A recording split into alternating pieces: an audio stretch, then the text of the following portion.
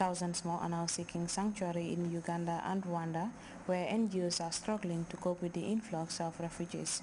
We have more in the CFI report. The artillery fire was continuing just behind them. They could hear it easily. The only thing left to do was to flee. There was fighting in the east of DR Congo on Tuesday between Congolese army soldiers and rebels from the March 23rd movement. The enemy has been pushed back and has had huge losses. There's still some fighting continuing in the Rutshuru and Kiwanja areas, and for the time being, the Republican forces are doing a great job, especially as they take into consideration the safety of the civilians, who are the most vulnerable at such times. More than 220,000 civilians have already fled from the east of the country. They are heading north towards Rumangabo or to the south to the villages around Goma. There was lots of shooting in Rugari in the bush, and we saw a lot of people fleeing, as well as soldiers searching for them, and that's why we ran away. Some 30,000 people preferred leaving the country, seeking refuge in Rwanda and Uganda. NGOs are doing what they can to help them. These people are isolated. They have no other means of coping. They left everything behind in Congo. We just heard somebody who left 70 scaffolds behind. Others left other goods. So they come here. They have no access to land because Rwanda has limited land on its own. Since the month of May, the M23 fighters, originally from the CNDP rebel movement, have been clashing regularly with Congolese army troops. The past 15 days have seen a lull in the fighting. Scores of able-bodied youth in Mali are being prepared to liberate the northern parts of the country from Islamist groups and Tuareg rebels. The volunteers who lack basic equipment are being trained by the Malian army. We have more on the men who have vowed to retake the vast swathes of land under the control of the separatists in this report. On this football field in the Manyambougou district of Bamako are about 100 young men. This is military training, they say, to go liberate the north of their country, now occupied by Ansar Dine and Mujao Islamic radicals. They are determined to get good training here. For the young people, we want to liberate the north. That is our goal. Wearing sandals without basic equipment, these young people are being trained by officers from the Malian army who prefer remaining in the shadows. A new association is speaking in their place, Action by Young People to Save Mali, which is calling out for volunteers. Their goal is political, to shake things up. Our goal is to take back the national dignity of Mali, the honor of every Malian man and woman. Like this, we will not be forced to tell our grandchildren that when the Tuareg came and took over our land, men had to be called in from elsewhere because there were none in Mali. The Action of Young People to Save Mali insists that it is not a self-defense militia. These young people really want to give a helping hand to the Malian army. And this could happen if it goes beyond being a simple communications operation. In South Africa, the economy was born and raised on mining. Nearly 1 million people work in the industry, but mining remains one of the most dangerous jobs in the country. CNN's Kepele Mabusi went to the world's deepest mines just outside Johannesburg to see how companies are trying to make it a safer place to work.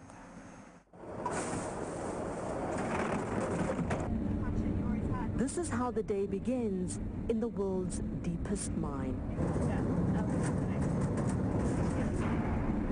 A 15 meters per second descent, the first half of a near 4-kilometer-long journey into the belly of the earth. Mine safety is in the spotlight in South Africa, and we've been granted rare access to get a glimpse of the conditions under which some miners work. The government says during the first half of this year, 63 miners were killed in South Africa, most of them in gold and platinum mines. Although fatalities have drastically decreased from more than 800 a year in the 1980s to 123 last year, the figure is still above the international average. This man tells me that after 33 years underground, he's not at all concerned. I'm not afraid of the mine. Mine looked after me, I look after him, and he looks after me. But his colleague says desperation has overpowered his fear.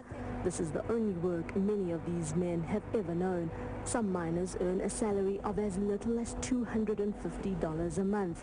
We've been told by officials here that most mine deaths in South Africa are caused by rock falls, and that's exactly what the support structure is designed to prevent. They've also told us that there are detectors all over the place to detect fires and toxic gases, because besides seismic activity, those are some of the biggest dangers at these levels. Collisions underground are also a big concern. We've got a proximity dictating device. If there's people around the machines, if there's machines around machines, if there's something, it makes a flick so that it warns the driver that there's people in the vicinity. But while driving in a car that has this detection equipment, we notice a problem. A red dot should appear in the headlights of these miners approaching if our car can detect their movement. The red light is not coming on. I'll check. I don't know if... Are they not working, or what's the story? They're supposed to work. We later found out that 2 weeks prior to our visit, a mining vehicle fitted with a sensor drove into a worker and broke his leg. There's a lot of new technology. The general manager acknowledges that while money is being spent on new safety equipment and technology, there are still shortcomings. I think it would be nice to stand here and say, I can assure you that it works all the time, but you still sit with human errors. You still sit with fatigue. The industry has set itself a target of 0 fatalities by 2013, but officials concede that may be unachievable. Nkepile Mabuse, CNN, in the deepest mine in the world. And before we go, a reminder of our headlines. President Jammeh has appointed Dr. Njogu Elba, Minister for Presidential Affairs and National Assembly Matters.